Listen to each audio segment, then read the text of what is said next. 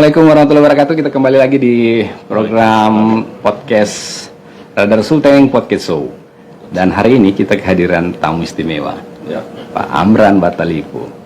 Nah, seperti flyer kita tadi yang sudah tersebar, dan kita live hari ini dari akun Facebook Radar Sulteng dan juga Instagram Radar Sulteng. Dan hari ini Pak Amran, banyak yang sudah kenal ya. Kalau tidak tahu Pak Amran, saya kira ini keterlaluan ini. Mantan Bupati Buol, Pak. Ya. Nah, oke. Pak Amran, apa kabar? Alhamdulillah sehat. Assalamualaikum warahmatullahi wabarakatuh. Waalaikumsalam. Pak Amran di Palu ini dalam rangka apa? Jauh-jauh dari Buol. Ya, pertama menghadiri undangan PBA Lahirat. Siap. Untuk kaul guru tua yang ke-54. Alhamdulillah tadi sama-sama dan begitu banyak jamaah sekalian yang hadir di haul guru tua yang ke-54 ini. Jadi wajib ini Pak ya, harus datang. Alhamdulillah, insya Allah. Saya lihat di beberapa media sosial juga Bapak banyak yang datang berfoto itu Pak. Wah, iya. Kemarin di Masjid Raya. Iya, betul. Ada teman-teman wartawan numpang foto. Berarti Bapak ini masih sangat dirindukan ini. Alhamdulillah, insya Allah mudah-mudahan seperti itu. Baik Pak, saya sih sebenarnya tidak mau terlalu jauh ya, maksud menanyakan hal-hal yang sempat viral dan itu kan menurut kita adalah pembelajaran hidup begitu Pak ya. Saya ingin awal ini di awal podcast kita ini saya ingin Bapak mau tahu Bapak punya jejak karir begitu. Ya.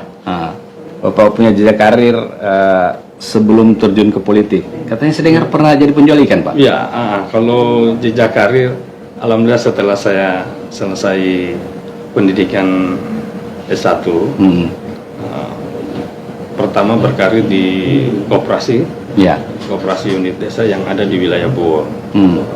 Banyak membantu koperasi-koperasi berupa konsultan begitu. Yang selanjutnya balik di Palu.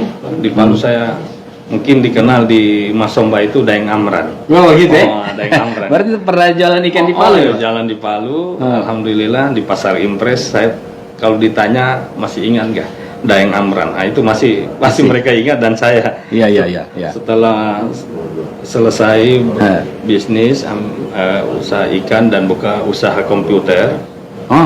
Jadi saya buka pertama di Palu ini. Saya yang ketiga waktu itu. Kan pertama itu Metron, baru Sari Dewi Komputer.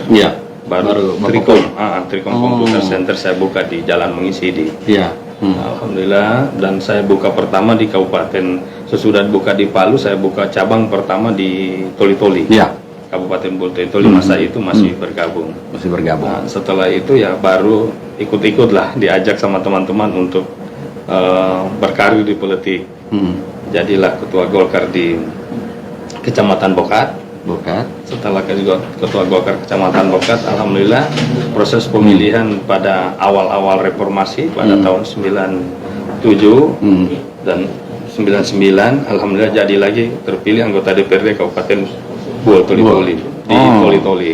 Kurang lebih saya dan alhamdulillah pada saat itu jadi pimpinan termuda dari 30 anggota Dewan DPRD Kabupaten Toli-Toli.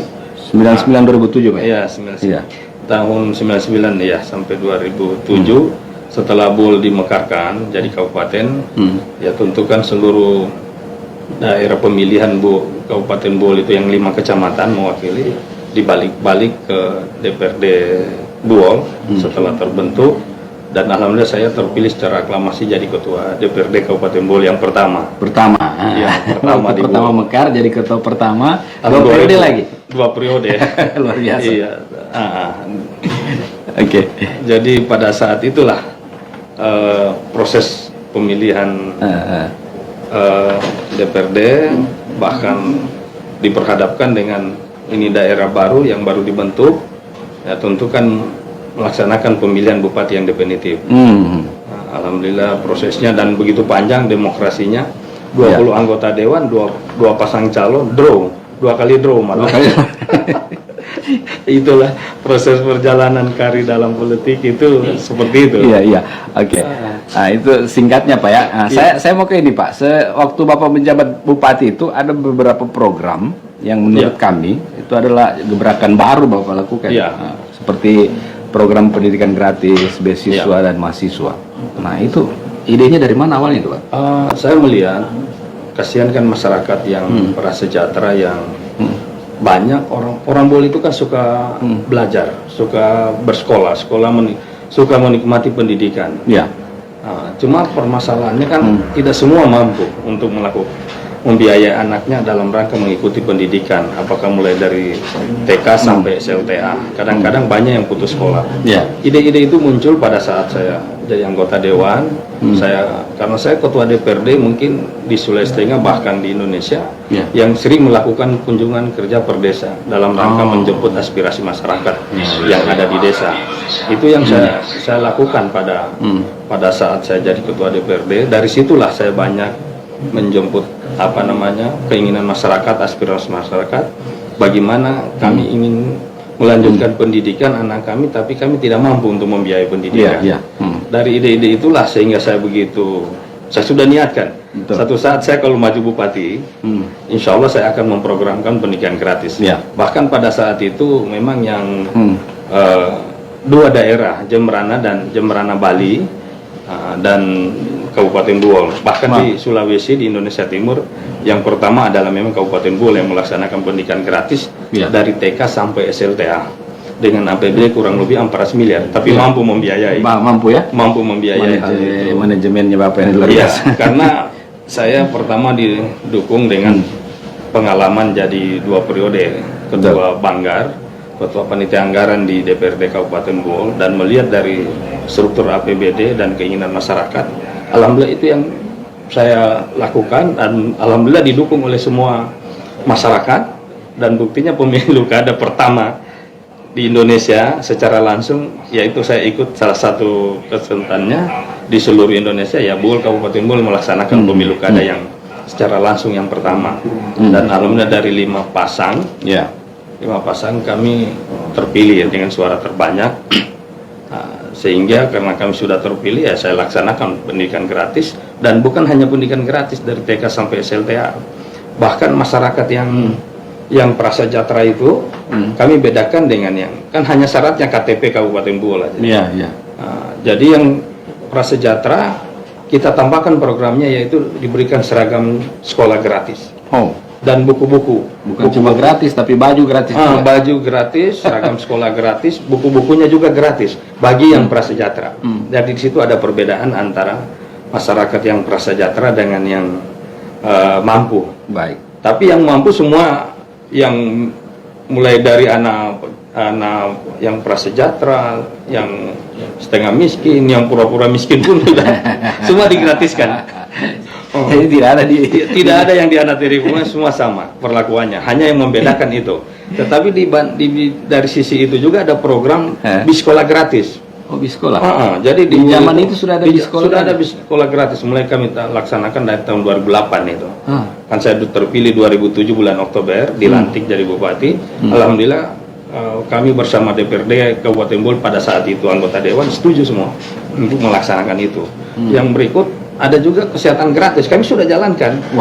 Kalau saya pendidikan gratis itu alhamdulillahirabbil alamin, pada 2010 2 tahun kami laksanakan, dievaluasi oleh Kementerian Pendidikan Nasional, sehingga saya mendapat satya lencana dari Presiden SBY pada saat itu, pada tahun 2010 di Jakarta. Tapi selama 2 tahun itu dievaluasi pendidikan gratisnya seperti apa, dan alhamdulillah tidak ada, memang awal-awal aja ada masalah, tapi begitu kita laksanakan dengan baik, alhamdulillah berjalan. Yang paling besar biayanya itu kan SMK. Iya, betul.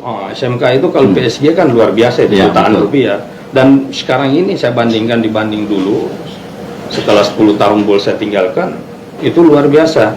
Banyak anak-anak kita yang mau melanjut ke perguruan tinggi itu tidak bisa, bahkan di SMK pun banyak yang putus sekolah karena tidak mampu membayar biaya PSG. Ambil ijazah saja yang sudah lulus 16.000, itu pun kasihan, mereka juga terlambat mengambil sehingga tidak bisa mendaftar dan lain sebagainya. Terjadilah putus sekolah.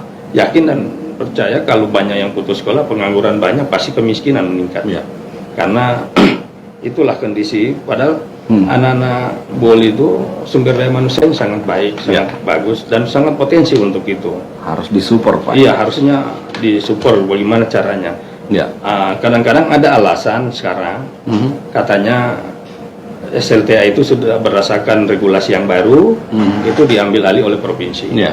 Tapi kalau menurut saya subsidi APBD kabupaten ke persoalan pembiayaan anak SLTA itu yang SMA maupun SMK itu kan bisa dilakukan, dan saya yakin tidak melanggar aturan hal itu. Baik. Nah, kalau lalu memang full dari TK sampai SLTA itu memang tanggung jawab pemerintah daerah kabupaten. Nah, sehingga itulah yang mendorong saya pada saat itu. Dan hasil dari program itu banyak. Alhamdulillah anak-anak yang pintar sekalipun orang tuanya tidak mampu, tapi punya kesempatan. Bahkan ada yang jadi dokter, jadi apa. Sekarang mereka banyak yang jadi dokter. Anak-anak yang kami biayai dulu dengan pendidikan gratis, alhamdulillah kembali ke BOL, sekarang sudah jadi dokter dan membangun BOL. Membangun BOL dengan sesuai disiplin ilmu mereka masing-masing. Baik. Pak, ini saya juga dikasih catatan sih sebenarnya. Iya. Ada Bapak juga pengusul suara terbanyak mengganti sistem nomor urut dulu awalnya ya. Iya. Itu kalau dari sisi bidang politik. Iya. Nah, kemudian ada di bidang sosial keagamaan, Bapak menaikkan haji pegawai sara dan imam masjid dulu. Ya. Kalau alhamdulillah itu yang salah satu saya hadiri di Haul Guru Tua. Memang di Yayasan Al Khairat itu salah satu daerah dan kepala daerah yang dikenang oleh yayasan, bahkan tadi lagi saya diucapkan terima kasih dan sebagainya. Saya pernah menyekolahkan anak putra putri BOL 100 anak yang kaum duafa. Kita sekolahkan selama 4 tahun menikmati pendidikan agama di pesantren Al Khairat Dolo. Dan ada yang di sini, yang perempuan di sini. Dan itu dibiayai full oleh APBD. Bisa, Pak ya? Alhamdulillah bisa. Buktinya anak-anak itu. Tujuan saya di masa itu, begitu 2007 saya dilantik jadi bupati, masih di bidang pendidikan. Ini kan di bidang pendidikan agama. Ini yang sulit kadang-kadang. Ada sekolah biasa di kabupaten-kabupaten atau di daerah lain, guru SD itu, guru agama susah dicari. Nah, tujuan saya, 100 anak putra-putri ini dari BOL yang kaum duafa, kita sekolahkan di pesantren. Dia belajar 4 tahun, belajar agama, Al-Quran, mendalami. Dan insya Allah, kelak dia selesai, akan kembali ke BOL. Dan itu saya buktikan. Di akhir masa jabatan saya 2011 itu masih sempat saya angkat 64 anak dengan guru kontrak di desa masing-masing, dengan gaji kalau tidak salah waktu 1,5 juta, 1.500.000 rupiah per bulan jasa gaji dia. Alhamdulillah itu berjalan sampai berakhir masa jabatan saya. Tapi setelah 10 tahun saya tinggalkan BOL, saya balik, saya tanya, tidak ada lagi yang jalan. Karena begitu 2013 dari 1,5 juta dikurangi jadi tinggal 350.000 per bulan mereka terima. Ini pengakuan anak itu pada saat saya pulang bulan puasa kemarin, mereka datang buka puasa bersama dengan saya di rumah. Bahkan mereka banyak yang kerja di luar Kabupaten BOL. Itu sangat disayangkan. Bahkan ada anak yang saya kirim ke Yaman dengan biaya pribadi dan beberapa yang membantu teman-teman itu untuk belajar hafiz Quran di Yaman. Alhamdulillah mereka selama di Yaman itu dari 12 balik, mungkin tidak tahan kondisi alam yang ada di sana, dan mungkin itu juga mungkin jauh dari orang tua. Hanya 8 yang jadi, 8 itu habis Quran. Tapi 8 itu satu pun tidak ada yang tinggal di BOL yang untuk mengaplikasikan ilmunya di Kabupaten BOL. Itu sangat disayangkan. Jadinya ada yang kerja di Gorontalo, di Morowali, di Manado, di mana. Itu yang sangat diingat oleh Yayasan PB Al Khairat itu sama saya. Karena sesudah itu tidak ada lagi yang lanjut. Apalagi Kabupaten BOL tidak pernah ada lagi mengirim. Padahal ini sangat luar biasa, apalagi kan belajar agama. Betul. Supaya di samping kita menjalankan program infrastruktur dan yang pendidikan umum, kita juga harus tidak bisa lupakan juga pendidikan agama. Itu sangat penting juga. Pak. Dan masalah masih terkait dengan keagamaan, para imam yang tertua pengabdiannya itu alhamdulillah selama saya jadi bupati 5 tahun itu 55 orang yang saya naikkan haji. dengan APBD. Jadi di 11 kecamatan, setiap tahun satu orang mewakili dari setiap kecamatan itu. Selama 5 tahun ya alhamdulillah kurang lebih 55 orang yang naik haji. Dan para imam pegawai syar'i itu yang ada di setiap desa itu juga dibiayai oleh APBD dulu, honor-honor mereka. Dan bukan cuma agama Islam, agama lain pun demikian, yang non muslim seperti Kristen, dan ada pendeta, penatua dan sebagainya. Ada juga Hindu, Buddha, Katolik juga. Itu kita biayai, diperlakukan sama dengan yang muslim, yang pegawai syari'nya, sesuai dengan rumah ibadah yang ada di setiap desa itu. Baik, luar biasa nih Pak. Ya, itu memang pada saat itu itulah yang kita lakukan. Tapi alhamdulillah cukup. Dengan dana kurang lebih 400 miliar sudah termasuk gaji di dalamnya, pembangunan infrastruktur sebagian. Alhamdulillah bisa membiayai. Jadi posnya itu di kecamatan, saya titip di kantor camat supaya camat juga bisa membina. Jadi di samping itu ada tunjangan aparat desa juga. Itu kita laksanakan posnya juga itu di kantor camat. Dulu kan belum ada dana desa. Kalau sekarang kan sudah ada dana dana alokasi desa kan sudah ada. Nah, dulu istilahnya ADD, alokasi dana desa yang dari APBD. Kalau sekarang kan ada dana desa yang dari APBN, dari pusat. Baik. Itu kira-kira yang terjadi pada saat itu. Jadi ada beberapa catatan sih Pak, ini saya lompat-lompat saja ya. Iya. Nah, ini di bidang sosial keagamaan tadi Bapak memberangkatkan pegawai masjid, naik haji begitu, ya, pegawai imam masjid dan pegawai syara, kemudian pembangunan masjid agung yang oleh Agung Laksono, peletakan batu pertama, kemudian bidang hukum menghadirkan pengadilan negeri Buol. Nah, kemudian juga diresmikan oleh Profesor Bagirmanan ya. Jadi pada saat itu begitu saya jadi bupati, dari sisi hukum kan kita jadi pemerintahan kan harus mampu melayani masyarakat di bidang pembangunan, pemerintahan, kemasyarakatan, termasuk masalah hukum. Nah, hukum ini kalau masyarakat Buol ada masalah hukum, itu sidangnya ditoli-toli. Karena pada saat itu belum ada, saya jadi bupati belum ada pengadilan. Ada kantor pengadilan tapi lama tidak ditempati, tidak diresmikan, akhirnya rusak. Nah, saya coba mendekati DPR pada masa itu untuk bagaimana dianggarkan, sekalipun itu instansi vertikal, tapi saya melihat APBD dan regulasi pada saat itu aturan bahwa bisa dalam bentuk hibah.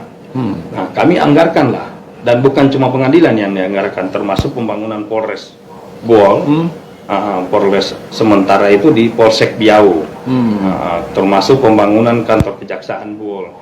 Karena pada saat Buol dimekarkan kan ini belum ada, masih semua ditoli-toli. Kalau terjadi pelayanan hukum kepada masyarakat kan cukup jauh ke toli-toli.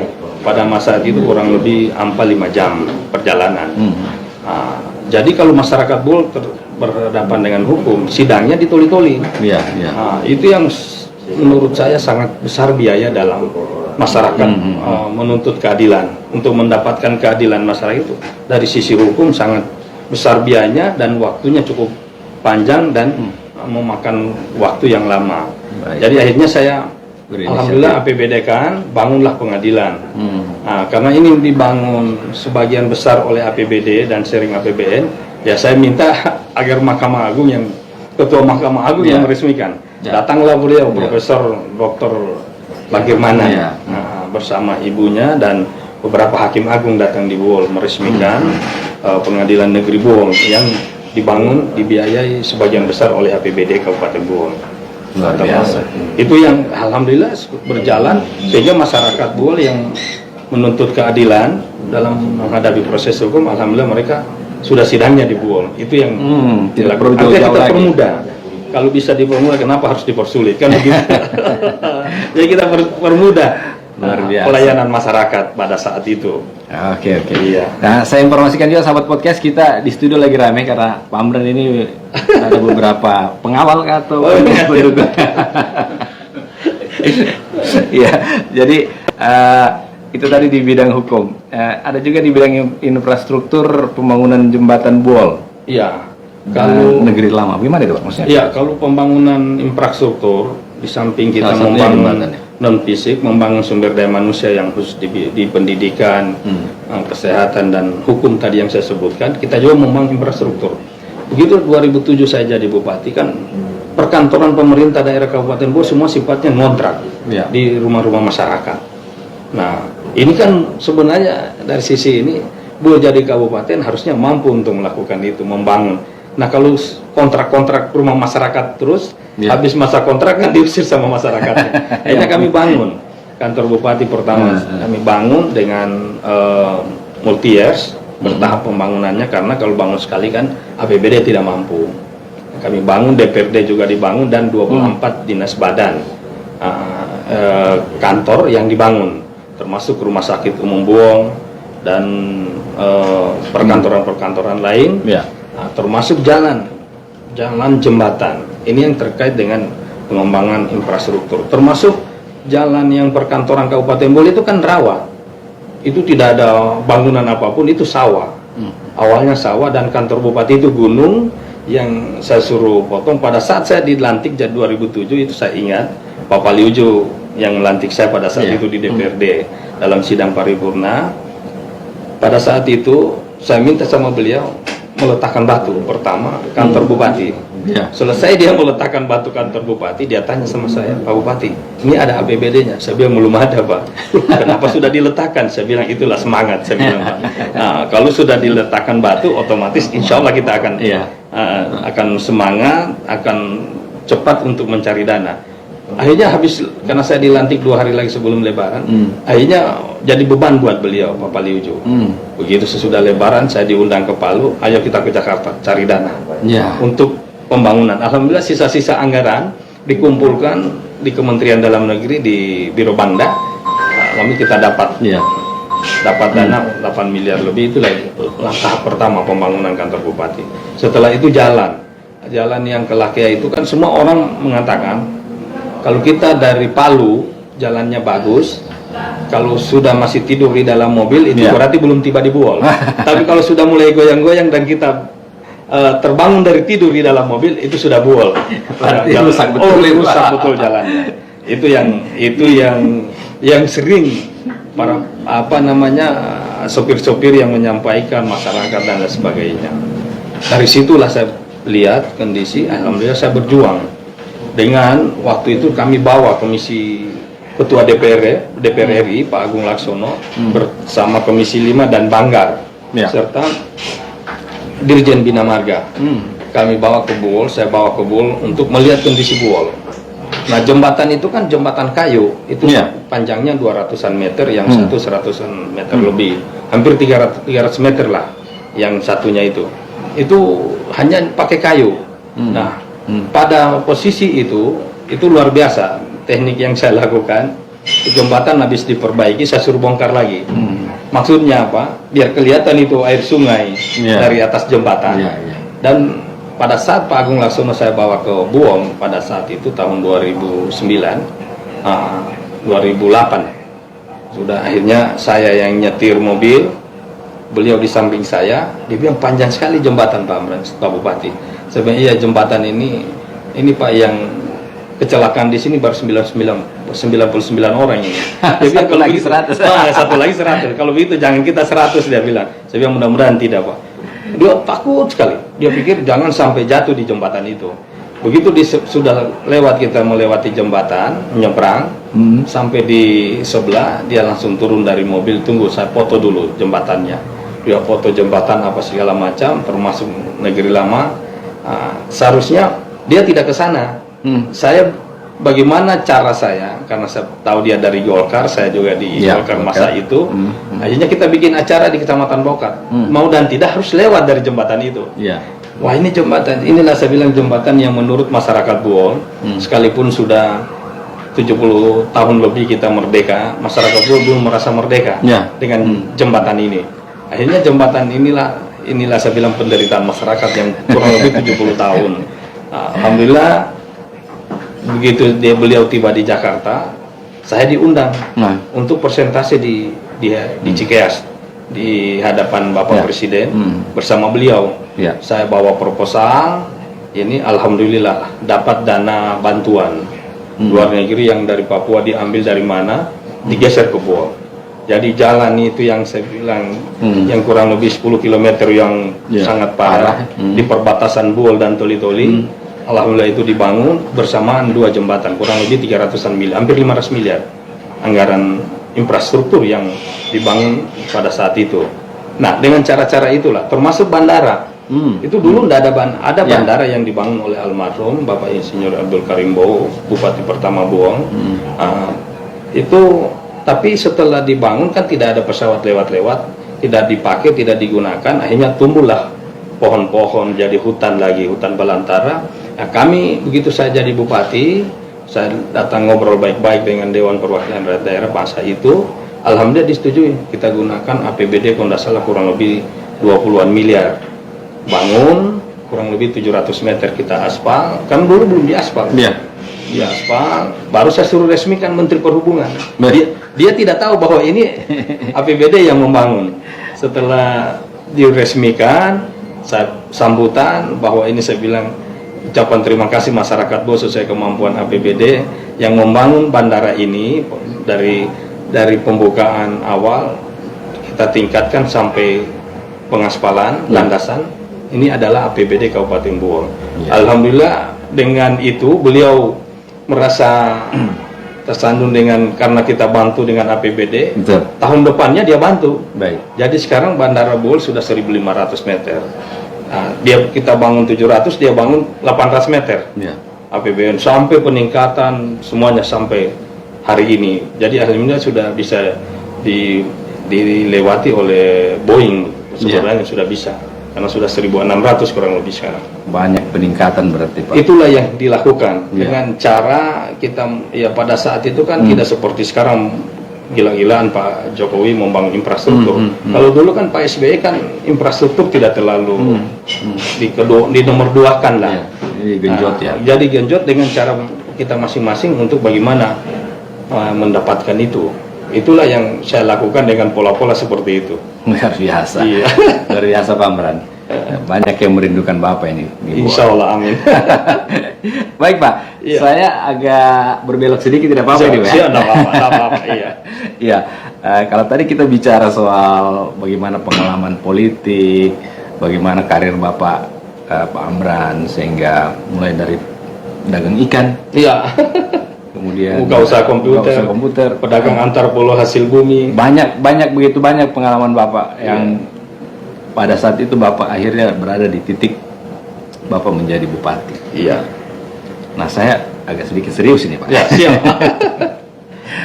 Di puncak karir Bapak itu ternyata Bapak tersandung masalah hukum. Ya, semua orang sudah tahu lah, kita tidak perlu kita terlalu mengungkit lebih jauh. Begitu. 2012 itu kan? 2012. Dan Bapak bebas, tepatnya itu kapan Pak ya? Saya tiba di sini tanggal 11 April 2022. April kemarin, bulan puasa berarti ya? Pertengahan ya? Saya memang di akhir masa jabatan. Pada saat periode kedua itu memang di luar dugaan kita semua sebagai manusia biasa. Saya tiba-tiba lagi kampanye. Kampanye periode kedua dan kurang lebih seminggu lagi pilkada. Begitu banyak masyarakat antusias karena dengan program-program yang ada. Sehingga tiba-tiba datanglah penyidik KPK, tapi pada saat itu saya tidak tahu bahwa mereka adalah penyidik KPK. Memang dalam proses demokrasi kadang-kadang itu bersamaan. Tapi kalau mengacu pada undang-undang pemilu kada, sebenarnya orang dalam menghadapi pemilu kada kan tidak boleh diganggu. Dituduhlah saya menerima bantuan dari Ibu Harta Timur Daya. Padahal semua pasangan calon menurut Harta Timur Daya di dalam BAP dia dan dia sampaikan di pengadilan, semua dia calon, dia bantu. Tapi ya mungkin saya sialnya aja, saya yang di TO, target operasi, ditangkap pada saat kampanye. Tanggal pertama itu ditangkap tanggal 26 Juni tahun 2012. Ya, pada saat itu mereka tidak berhasil mengambil saya karena tidak ada juga barang bukti. Akhirnya tanggal 6 Juli pas hari H pemilihan saya diambil, dan ini tendensiusnya agak tinggi. Begitu hari H tanggal 5 pemilihan, itu semua TPS sudah ditempel panggilan saya. Tidak dikirim ke saya, tapi ditempel di TPS-TPS. terutama TPS dalam kota. Nah, karena panggilan saya itu dikirim ke KPU, bukan ke saya, bukan ke alamat rumah saya, tapi itulah proses terjadinya pada saat itu. Okay. Tapi memang antara hukum dengan politik ini kan sangat membar pada saat itu. Saya proses, alhamdulillah saya jalani, saya divonis 7,5 tahun. Kemarin bebasnya kapan, Pak? Saya bebas kemarin tanggal 10 April itu. Puasa itu kan, Pak? Iya, pas puasa. Jadi saya kurang lebih 9 tahun 9 bulan di dalam. Tiba-tiba mau bebas tahun 2017 karena Buol ada pilkada. Tahu-tahu saya diproses lagi, diponis lagi oleh Artijo 8 tahun, Pak. Diponis lagi. Saya bebas di Palu, di Pengadilan Negeri Palu tahun 2016, bebas murni. Akhirnya karena sesuai ketentuan, jaksa lakukan kasasi. Pas dapatnya Artijo sebelum dia meninggal, sebelum dia pensiun dari Mahkamah Agung. Hanya dalam seminggu dia ponis 8 tahun. Tuntutan jaksa 1,5 tahun, diponis bebas, uang pengganti 300 juta, denda 50 juta. Dia hajar, luar biasa, Pak. Langsung naik 8 tahun. Itulah yang dilakukan oleh Artijo. Jadi ditambah dengan KPK jadinya 15,5 tahun. Saya ajukan PK pada tahun peninjauan kembali. Pada tahun 2019, alhamdulillah dikabulkan. Kembali ke awal, sehingga dikabulkan menjadi 4,5 tahun dari 8 tahun itu. Setelah kami lakukan penggugatan masalah PP 99, alhamdulillah saya selama di dalam ya memang cukup lama, 9 tahun 9 bulan. Bahkan terakhir begitu keluar putusan saya kelebihan penahanan 1 tahun 5 bulan. Jadi saya hari ini bebas murni dengan kelebihan penahanan 1 tahun 5 bulan. Saya memang sudah tidak pikir lagi untuk pikir bebas, karena alhamdulillah saya bersyukur pada Allah Subhanahu Wa Taala. Saya dikuliahkan di Universitas Kehidupan. Disitulah saya pikir ada hikmahnya di balik itu. Iya, baik Pak. Pak, sorry Pak, saya potong. Waktu Bapak bebas itu, saya pantau di media sosial, khususnya di Facebook. Bapak itu disambut kayak apa ya? Kala artis begitu. Iya, alhamdulillah memang saya juga tidak sangka demikian. Tapi memang saya selama 9 tahun 9 bulan di dalam lapas Sukamiskin. Pertama yang saya lakukan, alhamdulillah ibadah jadi baik. Selama itu sholat 5 waktu, sholat sunnah-sunnah yang kita lakukan itu di masjid, karena ya kamar saya dekat masjid. Dan kedua, alhamdulillah umur saya kan 53 tahun.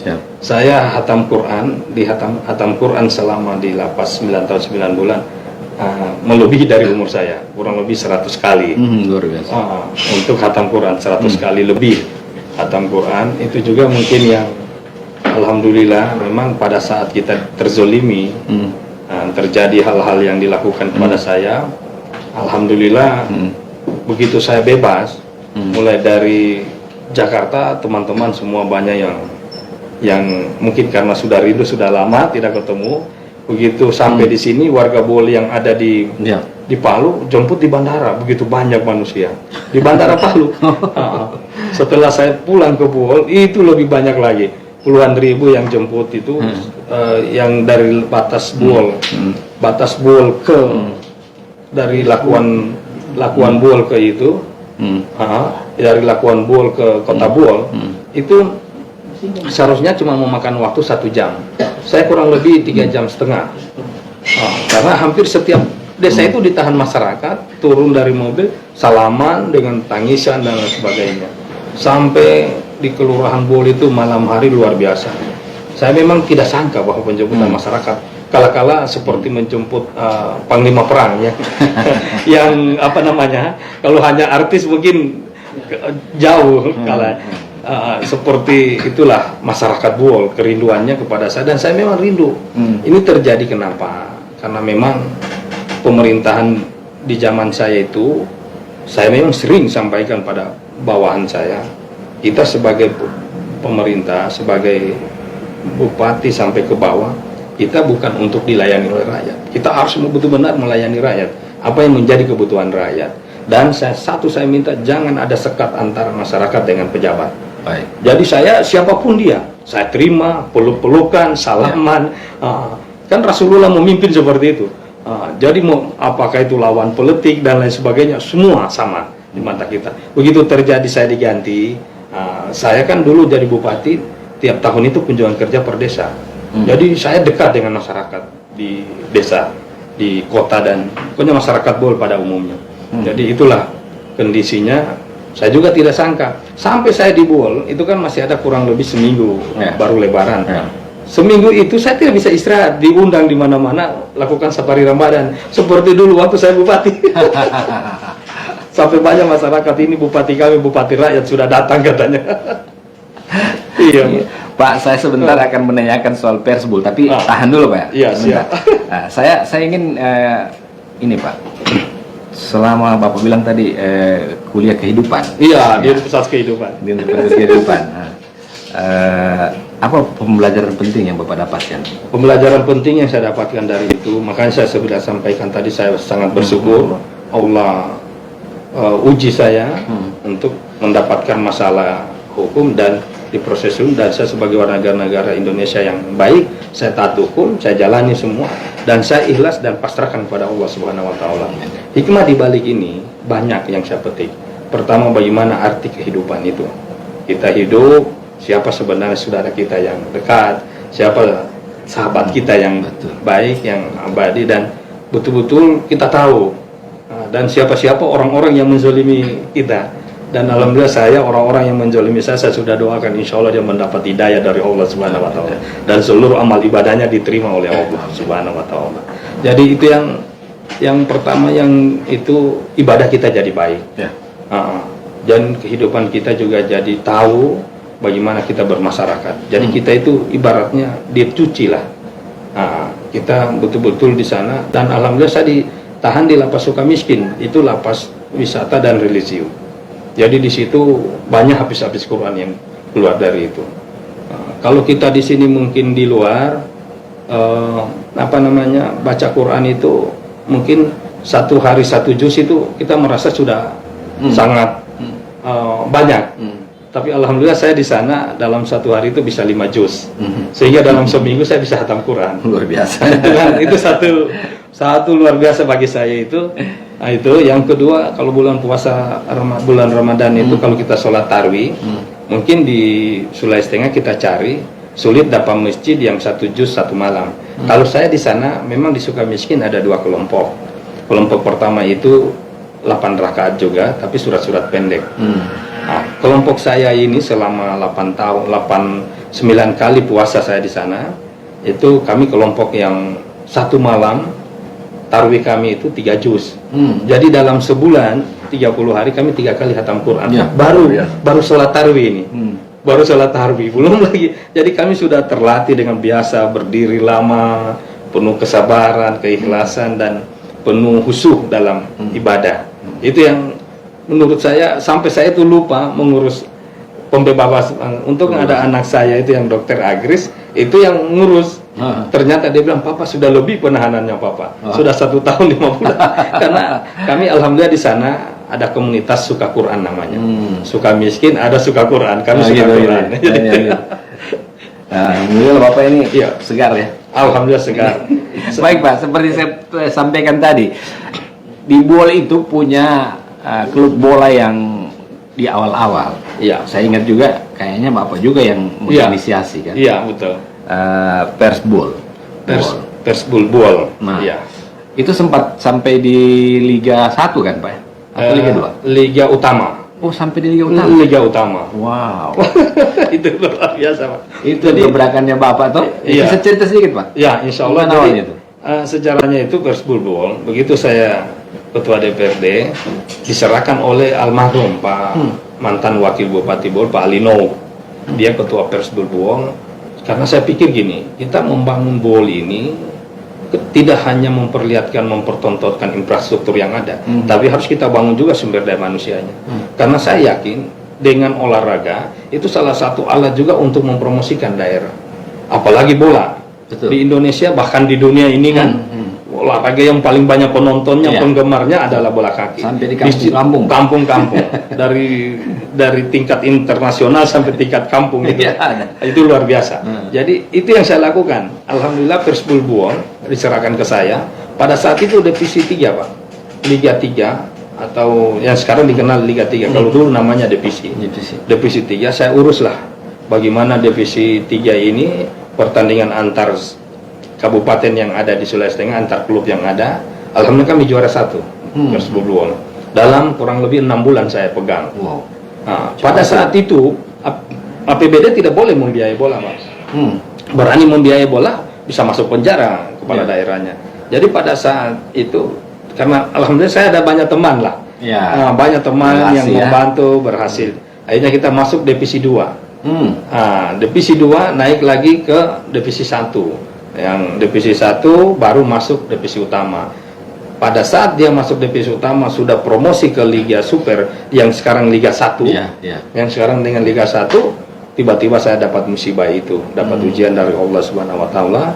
Sudah akhirnya anak-anak tidak mau main. Pada waktu itu mainnya di Bandung, dengan beberapa klub,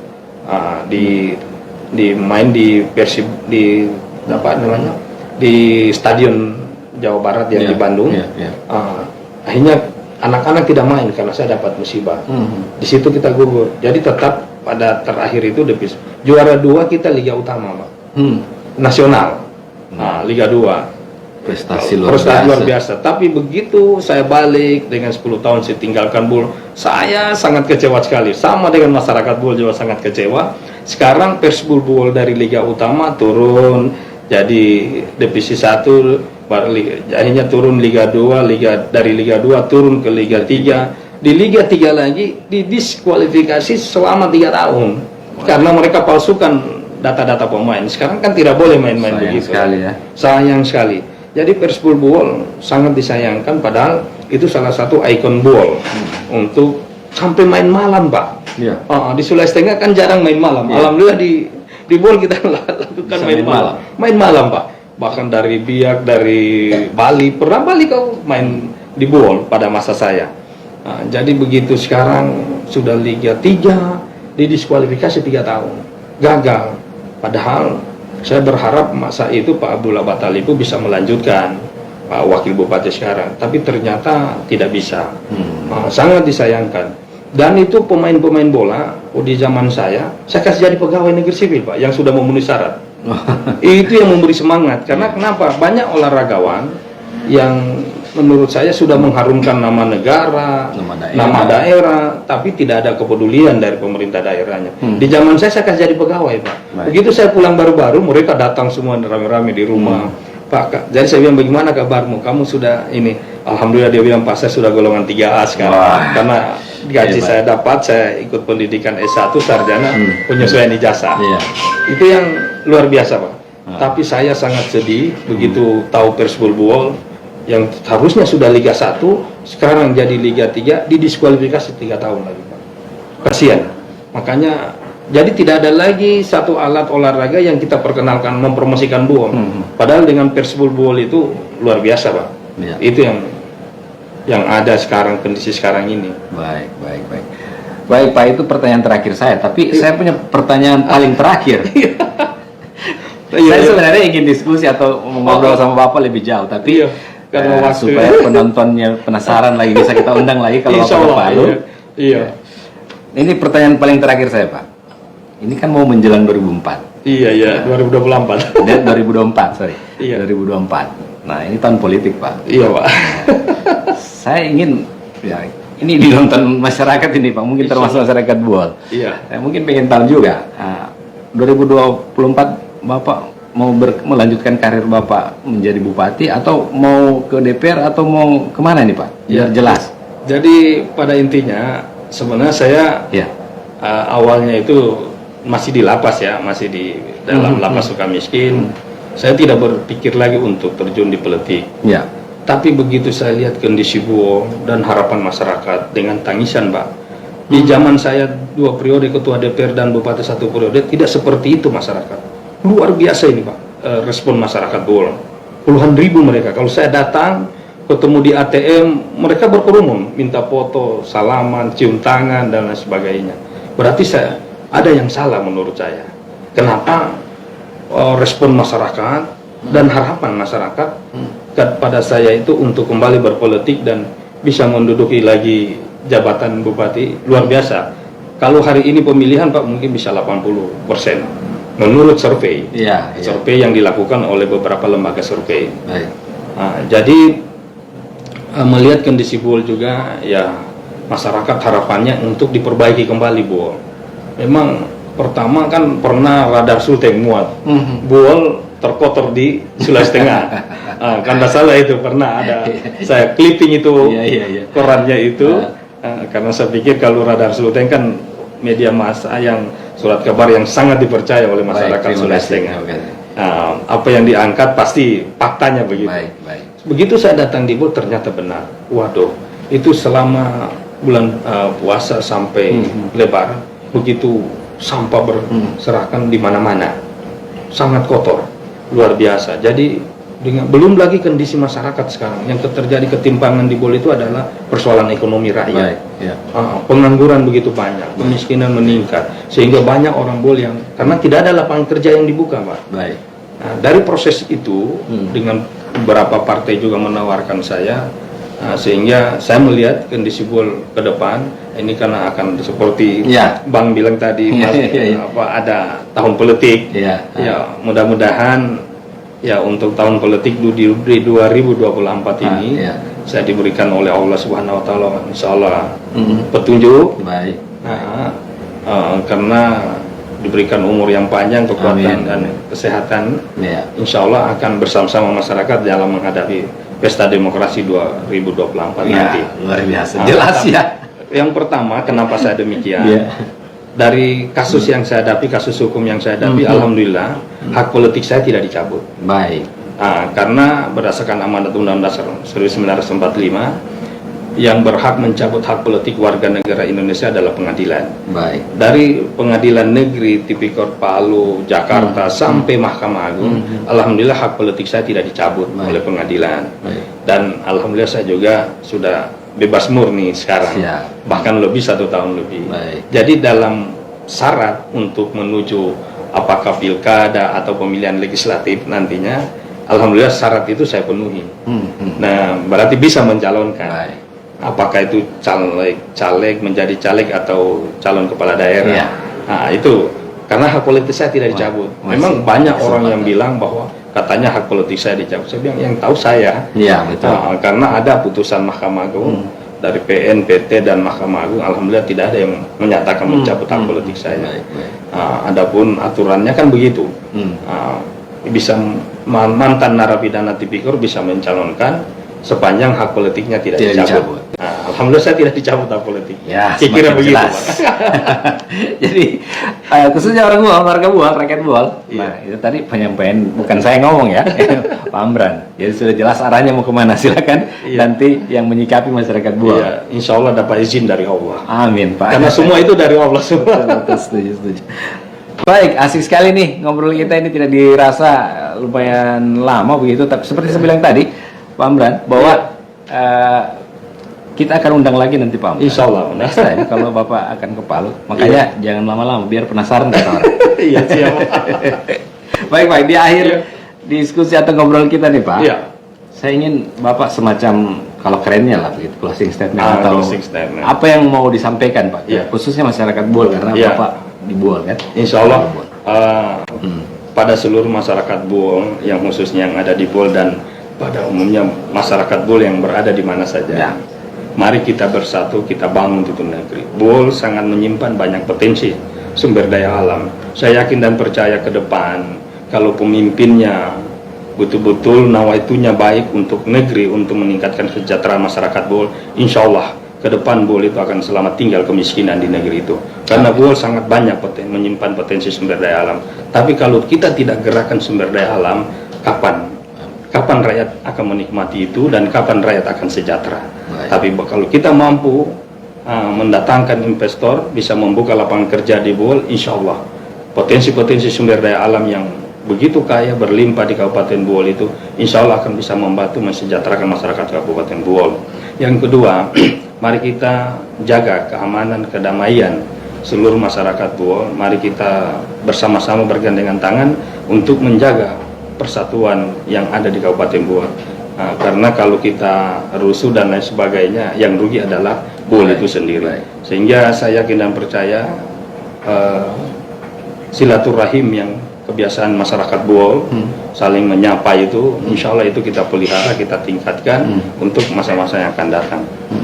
Itulah yang saya harapkan kepada masyarakat dan pemerintah daerah Kabupaten Buol ke depan, bersatulah untuk membangun. Pemerintah jangan jauh dengan rakyatnya, tapi bagaimana pemerintah itu melayani rakyatnya, bukan untuk dilayani oleh rakyat, tapi bagaimana dia melayani rakyatnya dengan dekat dengan masyarakat Buol. Insya Allah kalau ini dilakukan oleh siapapun yang jadi pemimpin Buol di masa akan datang, saya yakin dan percaya Buol akan maju ke depan. Amin.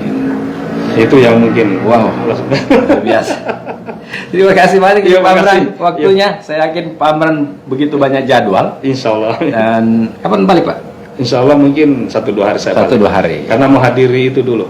Ada halal bihalal masyarakat Buol yang ada di perantauan di Kota Palu. Ya, IKIP. Luar biasa. Baik, sekali lagi terima kasih Pak Amran. Kasih, waktunya sudah merespon undangan kami bisa datang di studio podcast ini. Berikutnya kalau ada waktu bisa kami undang kembali Pak. Kalau ada dengan banyak yang harus kita bahas. Insya Allah, mudah-mudahan. Baik, demikianlah sahabat podcast Radar Sulteng Show, diskusi yang luar biasa hari ini, dan semoga apa yang disampaikan Pak Amran bisa jadi motivasi buat kita semua, khususnya untuk masyarakat Buol. Dan itu tadi yang paling penting sudah jelas Pak Amran sampaikan 2024 Pak Amran mau kemana. Insya Allah, amin. Baik, saya Roni Sandi pamit.